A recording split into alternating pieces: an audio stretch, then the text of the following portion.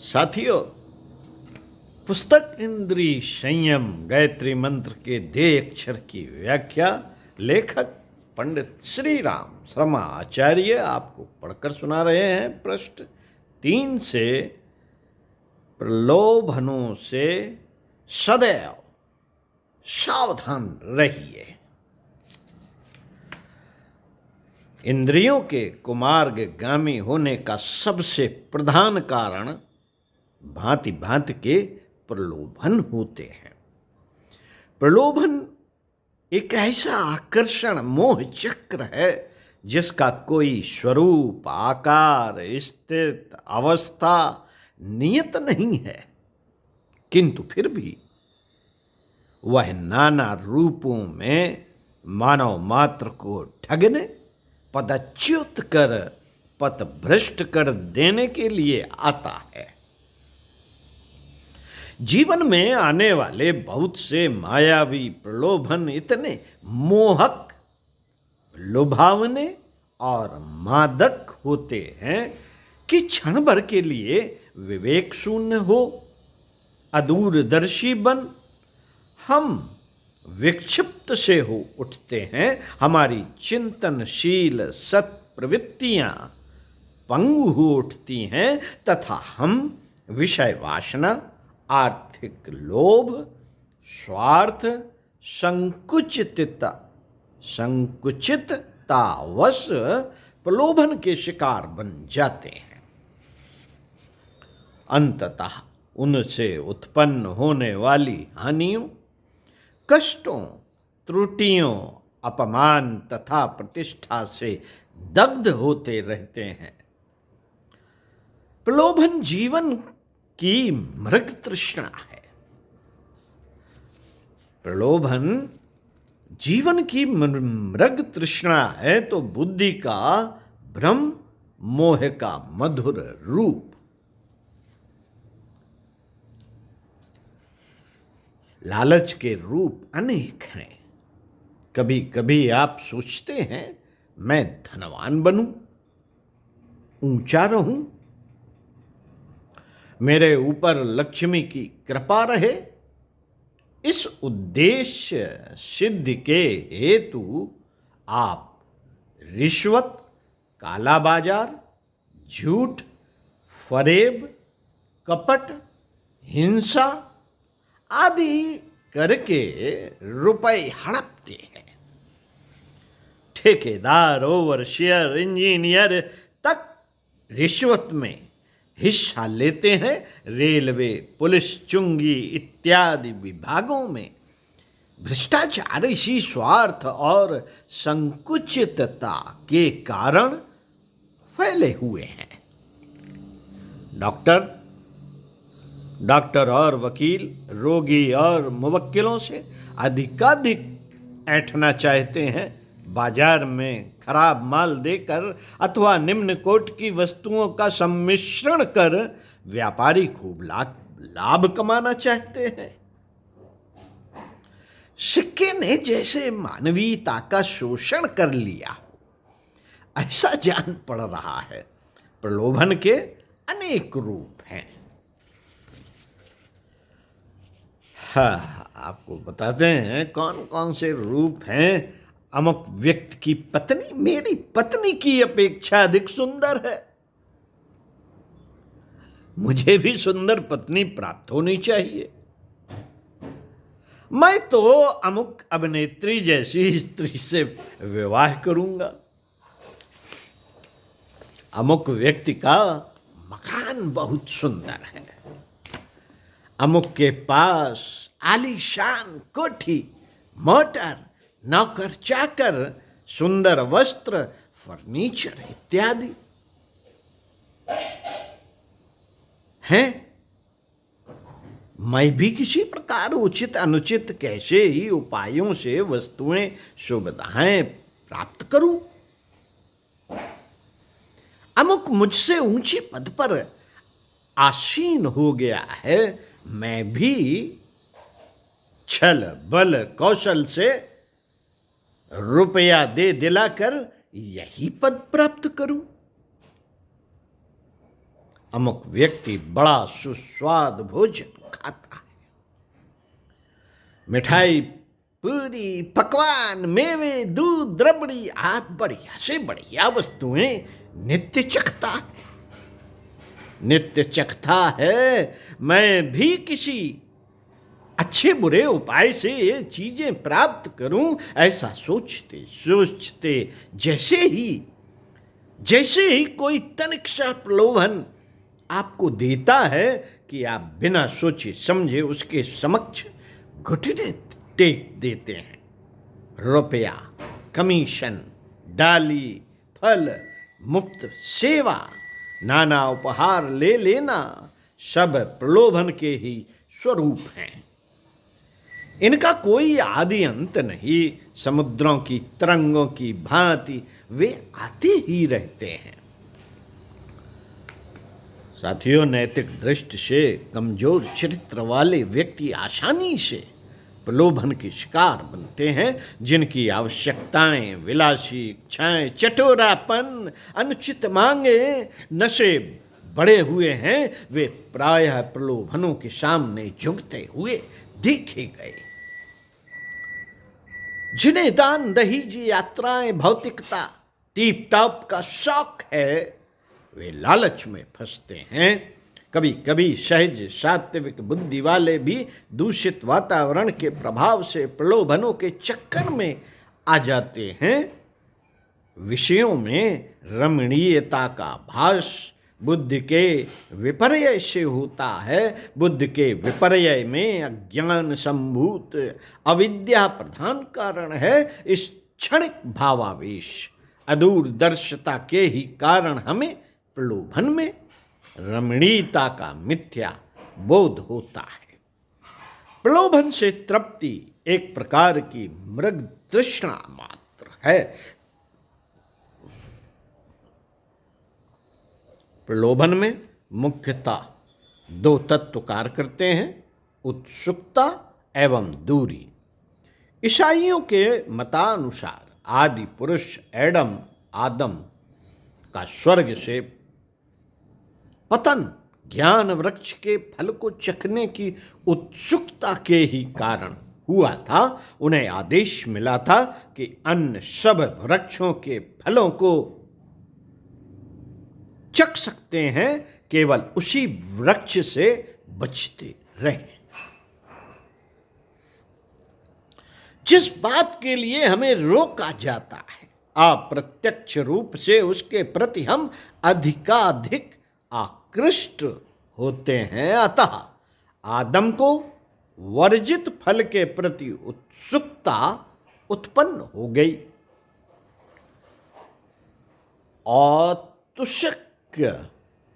औत्सुक्य से प्रभावित होने के कारण उस फल में रमणीयता का भास हुआ। उन्होंने चुपचाप प्रलोभन के प्रति आत्मसमर्पण कर दिया, पर ईश्वर ने उन्हें इसकी बड़ी सजा दी।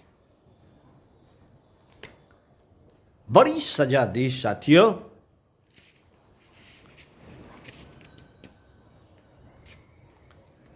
इंद्रियों को तृप्त करने के नाना साधन या पदार्थ हमसे दूर रहते हैं, जिन्हें हम दैनिक जीवन में नहीं पाते, जिनका स्वाद हमने नहीं उठाया है। वे ही दूरी के कारण हमें आकर्षक प्रतीत होते हैं।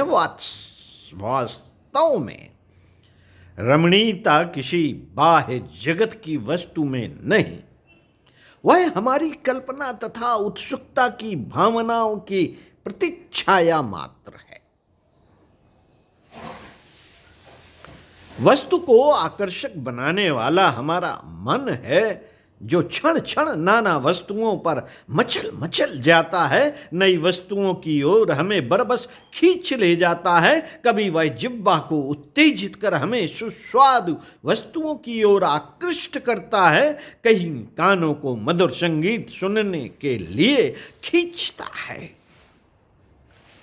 कहीं हमारी वासना को उद्दीप्त कर मादक वृत्तियों को उत्तेजित कर देता है। मन की कोई भी गुप्त अतृप्त इच्छा प्रलोभन का रूप धारण कर लेती है।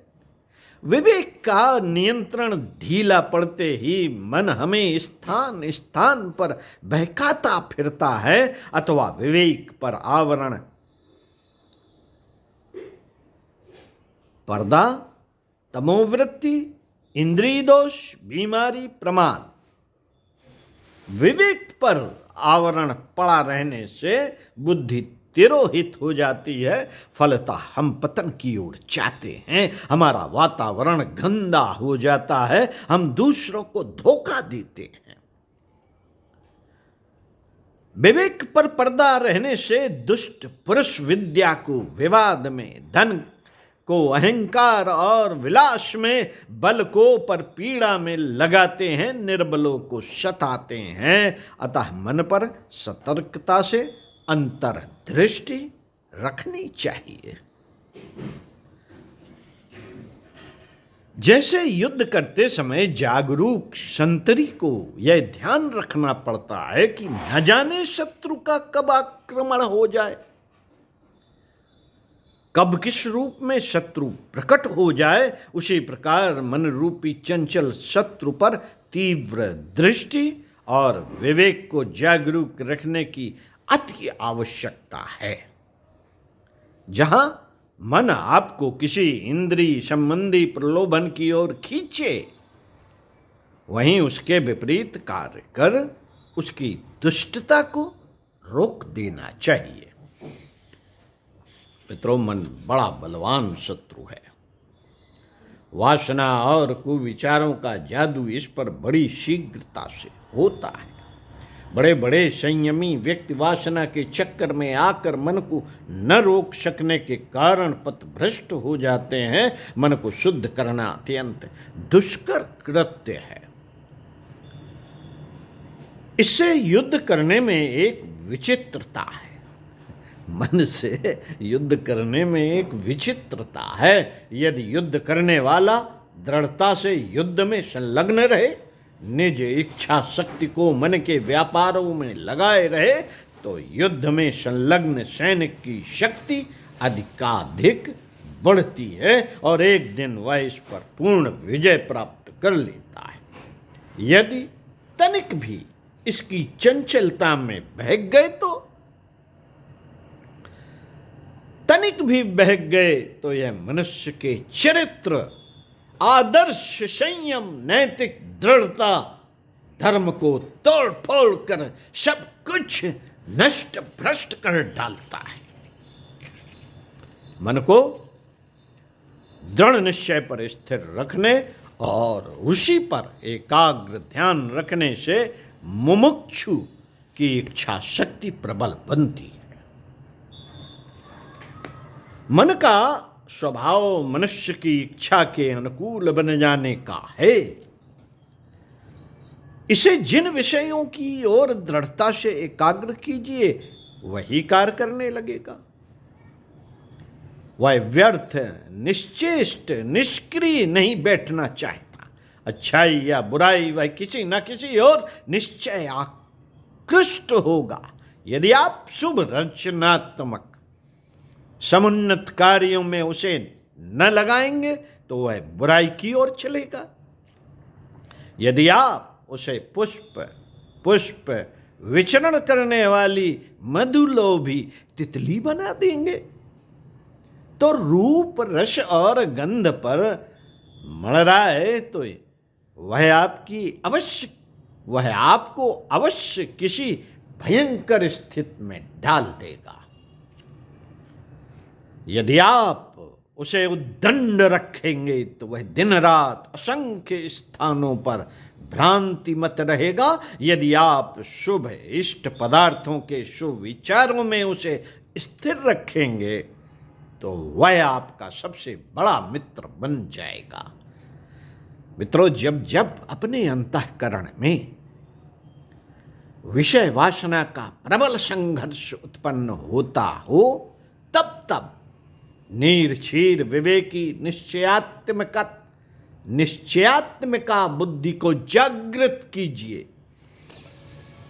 तब जब नीरचीर विवेकी निश्चयात्मक बुद्धि को आप जागृत कीजिए, मन से थोड़ी देर पृथक रहकर इसके कार्य व्यापारों पर तीव्र दृष्टि रखिए। वह कुविचार, कुत्सित चिंतन, वासना का तांडव, कुकल्पना चक्र टूट जाएगा और आप मन के साथ चलायमान ना होंगे। मन के व्यापार के साथ निज आत्मा की समस्वरता न होने दें। मन के व्यापार के साथ निज आत्मा की समस्वरता न होने दें। इसी अभ्यास द्वारा वह आज्ञा देने वाला न रहकर सीधा साधा आज्ञाकारी अनुचर बन जाएगा। मन लोभी, मन लालची, मन चंचल, मन चोर। मन लोभी, मन लालची, मन चंचल, मन चोर, और मन के मत चलिए नहीं, पलक पलक मन और। प्रमाद में फंसी इंद्रियों के सुख में स्थिरता नहीं। इंद्रियां सुख दुख रूप हैं, यह अस्थिर और क्षणिक हैं। इनका आनंद आवरण मात्र है। इंद्रिय सुख के लिए मनुष्य को अनेक कुचक्रों, कुटिल नीतियों का अवलंबन लेना पड़ता है। एक सुख की लालसा में मनुष्य अधिकाधिक उलझता ही जाता है। एक इंद्रिय को तृप्त करते करते मनुष्य दूसरी तीसरी अधिकाधिक सांसारिकता में लिप्त होता ही जाता है। अंततः पाप योनि को प्राप्त होता है। जब तक मन और इंद्रियों पर पूरा नियंत्रण नहीं होता, तब तक सुख की आशा करना व्यर्थ है। मन पर निरंतर कड़ी दृष्टि रखिए। स्वयं भगवान श्री कृष्ण ने गीता में हमें मन पर तीखी निगाह रखने की ओर निर्देश किया है। असंयतात्मना योगो दुष्प्राप्य इति में मति है, वश्यात्मना तु यतता शक्यो वाप्तु मुमायतः। 6/36। मन को संयमित न करने वाले पुरुष के द्वारा योग दुष्प्राप्य है। स्वाधीन मन वाले प्रयत्नशील पुरुष के द्वारा ही योग प्राप्त होता है, इष्ट सिद्धि प्राप्त होती है। अभ्यास और वैराग्य से मन को वश में करने में बहुत सहायता मिलती है। गीता में मन को भगवान में एकाग्र करने का अमूल्य उपदेश है। यतो निश्चरति मनश्च चंचल स्थिरम तथा ततु नियम्य दतदम्य मन एव वशम नयेत। यह स्थिर और चंचल मन जिस कारण से संसार में जाए, उससे हटाकर उसे आत्मा में लगाएं। सुख रूप भासने वाले विषय वासना के प्रलोभन में कदापि न फंसिए। मन के विपरीत चलिए। परमात्मा का जो रूप आपको विशेष आकर्षक प्रतीत होता है, उसी में मन बुद्धि को एकाग्र करने का सतत अभ्यास करते रहिए। वैराग्य और शुभ चिंतन के अभ्यास से ही प्रलोभन से मुक्ति मिल सकती है। पंडित श्री राम शर्मा आचार्य। ओम शांति।